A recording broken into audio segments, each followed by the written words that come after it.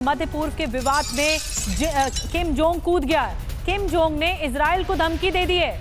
Netanyahu न करे गलती, उत्तर कोरिया की तरफ से कहा गया। हम हमेशा ईरान के साथ खड़े हुए हैं, ये भी कहा गया उत्तर कोरिया की तरफ से।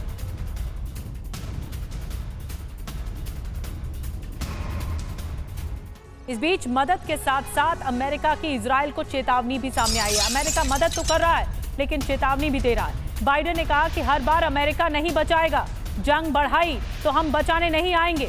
समझौते का प्रयास भी आगे बढ़ाए इजराइल। और आइए अब आपको डिटेल में बताते हैं कि बाइडेन नेतन्याहू के बीच जो फोन पर बातचीत हुई उसमें क्या हुआ। उसमें यह हुआ कि ईरान हिजबुल्लाह के संभावित पलटवार पर बातचीत हुई है। ईरान के खिलाफ जवाबी रणनीति पर चर्चा हुई है। इजराइल को अमेरिकी मदद का भरोसा दिलाया गया है। बाइडेन ने बंधकों की डील पर जोर दिया है। इजरायली एक्शन पर बाइडेन ने नाराजगी जताई है।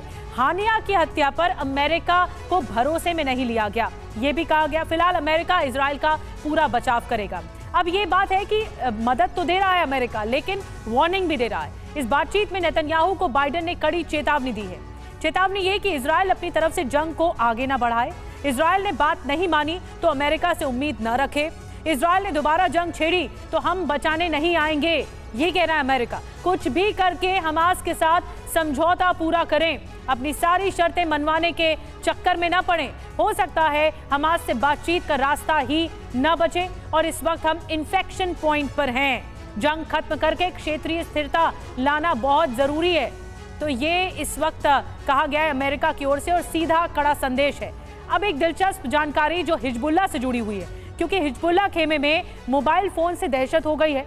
हिजबुल्लाह चीफ नसरल्लाह ने आगाह कर दिया है। हिजबुल्लाह कमांडर्स को आगाह किया गया है, मोबाइल फोन से दूर रहने को कहा गया है। इजराइल कर रहा है जासूसी, ये कहना है नसरल्लाह का। और अब आपको बताते हैं कैसे इजराइल मोबाइल फोन के जरिए हिजबुल्लाह के कमांडर्स को टारगेट करता है। कैसे ये होता है, मोबाइल फोन से हिजबुल्लाह तबाह कैसे होगा और दुश्मन का खात्मा कैसे करता है इजराइल, आइए डिटेल में जानकारी देते हैं। जो कमांडर मोबाइल का इस्तेमाल करते हैं वो खतरे में रहते हैं। और इसके बीच आपको बता दें, टेक्निकल इंटेलिजेंस के जरिए दुश्मन की गतिविधि पर नजर बनाए रखता है इजराइल। इसके अलावा ह्यूमन इंटेलिजेंस के जरिए हिजबुल्लाह कमांडर का सटीक पता लगाया जा सकता है कि वो कहां है। कमांडर मोबाइल फोन के जरिए लोकेशन का पता लगाने के बाद मिसाइल या ड्रोन से भी सीधा टारगेटेड अटैक होता है। मोबाइल फोन न रखने वाले हिजबुल्लाह कमांडर ज्यादा सुरक्षित रहते हैं। इसके अलावा मैं आपको ये बता दूं, मोबाइल फोन रखने के बाद खतरा और ज्यादा रहता है। इसीलिए नसरल्लाह की तरफ से ये चेतावनी आई है कि मोबाइल फोन से दूर रहें जो कमांडर्स हैं। और इस बीच बता दें आपको, इजराइल हिजबुल्लाह के शीर्ष कमांडर्स को हमेशा ट्रैक करता रहता है। इस पर भी बताएंगे। संजय भारद्वाज जी हमारे साथ बने हुए हैं।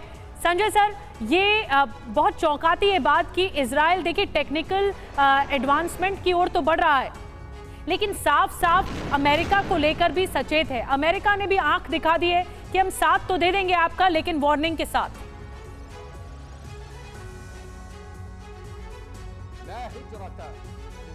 भारद्वाज सर। निधि जी, मुझे आपकी बात की बातें नहीं सुनाई दी। निश्चित रूप से मैं अमेरिका से शुरुआत करना चाह रहा हूँ कि आपको मेरी आवाज आ रही है? जी बिल्कुल आ रही है। जी संजय सर।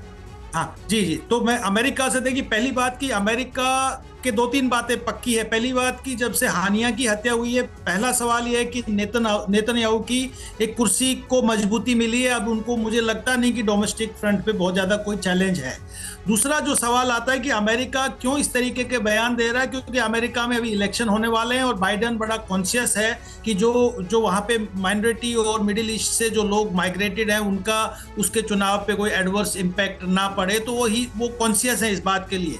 लेकिन ये भी बात मान के चलिए कि अमेरिका के पास में मिडिल ईस्ट में इजराइल और सऊदी अरबिया के अलावा कोई चारा नहीं है। तो वो जो एक पिवटल स्टेट है इजराइल, उसको कभी भी उसको कमज़ोर नहीं चाहेगा कि अमेरिका कमज़ोर हो। और मैंने पहले भी पिछली बार भी ये बात कही कि ये पूरे यूरोप की सिक्योरिटी के लिए भी बहुत बहुत महत्वपूर्ण है। अब सवाल आता है कि किस हद तक बाकी जो एंटी अमेरिकन कैंप्स हैं, क्योंकि इजराइल में के पास एक बड़ा स्ट्रेंथ है कि उसकी जो इंटेलिजेंस सर्विस, निश्चित रूप से 7 अक्टूबर को जब हमला हुआ था तब उसकी इंटेलिजेंस सर्विस जरूर फेल हुआ पहली बार, उसके बाद लेकिन कॉन्स्टेंटली वो हर व्यक्ति को जो इजराइल के इंटरेस्ट के खिलाफ काम कर रहा है, इजराइल को डैमेज कर रहा है, उसको खत्म करता जा रहा है।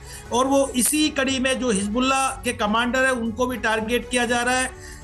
एक बात और इसमें मैं जोड़ना चाहूंगा दीदी जी कि जो हानिया थे, हानिया एक पॉलिटिकल कमांडर थे जो नेगोशिएशंस, कतर में बैठ के नेगोशिएशंस और एक तरीके से कॉन्फिडेंस डिफरेंट इंस्टीट्यूशंस और कंट्रीज के बीच में करते थे। लेकिन जब से हानिया की हत्या हुई है तो मुझे नहीं लगता कि जो एक पीस प्रोसेस मिडिल ईस्ट में हो सकता है या हमास को और इजराइल के बीच किसी तरीके का कोई नेगोशिएशन हो सकता है, वो कुछ समय के लिए टल गया है। और अब जो मिलिट्री कमांडर्स एक्टिव हैं वो अटैक्स की बात कर रहे हैं, ईरान के समर्थन से अटैक की बात कर रहे हैं और बाकी जो नॉन स्टेट एक्टर हैं उनके साथ मिलके। तो ये मुझे लगता नहीं कि ये यहाँ पर कहीं रुकने वाला है। चाहे अमेरिका आज वार्निंग देता हो, लेकिन अमेरिका भी अपना जो मिलिट्री सपोर्ट है, जो बीइंग ए पिवोटल स्टेट, वो कंटिन्यू रखेगा। तो यहाँ पर बाकी जो कंट्रीज है वो कितना पोलराइज होगा उसमें खासकर मैं Saudi Arabia, UAE, Qatar, Turkey का भी वही हाल है।